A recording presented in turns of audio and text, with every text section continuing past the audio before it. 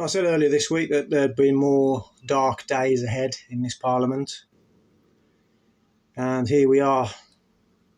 We now have the Terminally Ill Adults End of Life Bill, what we at the Labour Party refer to as the Euthanasia Bill, because that's what it is.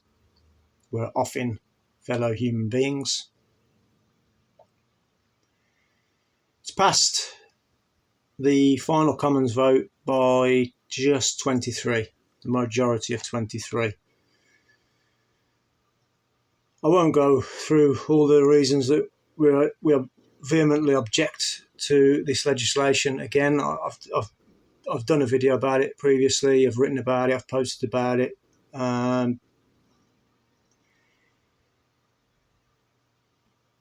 It's depressing, is what it is for us anyway. I've been the Labour Party. I know there are some of you that will agree with what's widely known or been labelled as the assisted dying bill. You're okay with it. It's fine. We're not. We'll never be okay with it. And it will come as no surprise to find that Keir Starmer himself voted in favour of this legislation. Legislation falls in line with the objectives of his masters in Davos, who want to depopulate the earth, basically, get rid of as many people as possible by whatever means. So Starmer voted in favour. Badenoch voted against. There were numerous abstentions, or there were certainly a significant number that didn't record a vote. Not quite enough to swing it back the other way, but we had 5 Tories, no vote recorded, 2 Lib Dems, no vote recorded, Labour, 15, no vote recorded.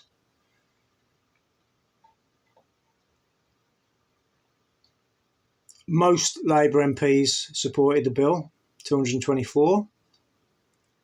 160 voted against. Most Tories voted against, 92, while 20 voted in favour.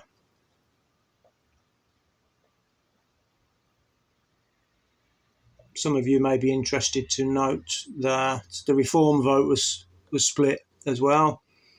2 in favour and 3 against, including Farage. So there we go.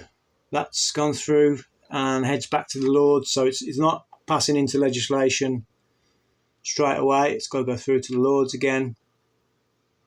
And there's little doubt that it will pass into legislation. Diane Abbott was trending on X this afternoon during the debate. And she voted against, and she actually made quite a good speech. This may be the most fateful bill that we discuss this Parliament. It is literally a matter of life or death. The most fateful bill. And she says this with a straight face 2 days after they backed the amendment to allow abortions up to birth. I've heard talk today about the injustices of the current situation. What could be more unjust than to lose your life because of poorly drafted legislation? What could be more unjust? Killing babies just prior to their birth? There is so much that is problematic about this bill. First of all, and I believe this is widely understood, there has not been enough time to debate it.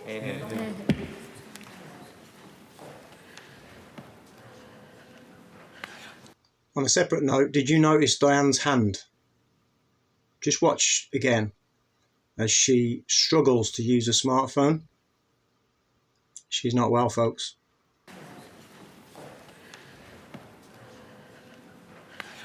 Second of all, a bill of this seriousness should be given more time.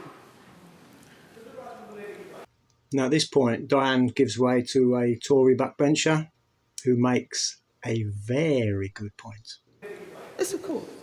Grateful. Does she find it rather peculiar that the previous Parliament spent 746 hours discussing the death of a fox and about 98 hours discussing the death of fellow humans? Yeah. Hear, hear, indeed.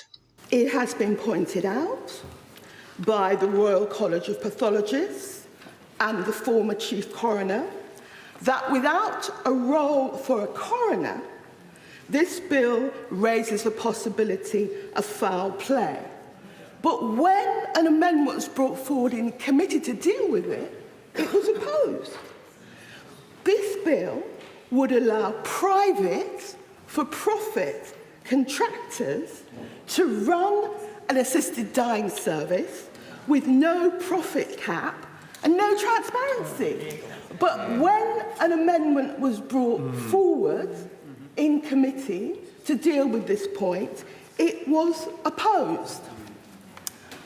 And we have heard, and we will hear over and over again in this debate about choice.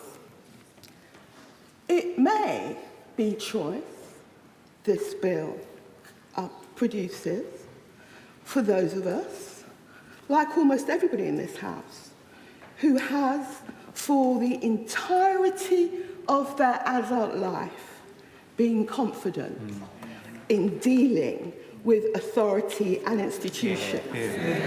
And even then, the bill would need amendment. But what choice does this bill hold for someone who all their lives has lacked agency, particularly in a family context, which may be particularly the case in certain cultures and communities? And what choice does this bill offer to those that lack access to good palliative care? I suppose, Diane, you could argue that Tonya Antonio-Nazi's abortion amendment earlier this week to decriminalise abortion up to birth, you could say that was about choice, couldn't you? Choice of the mother to have that procedure carried out. The unborn child doesn't get a choice, though.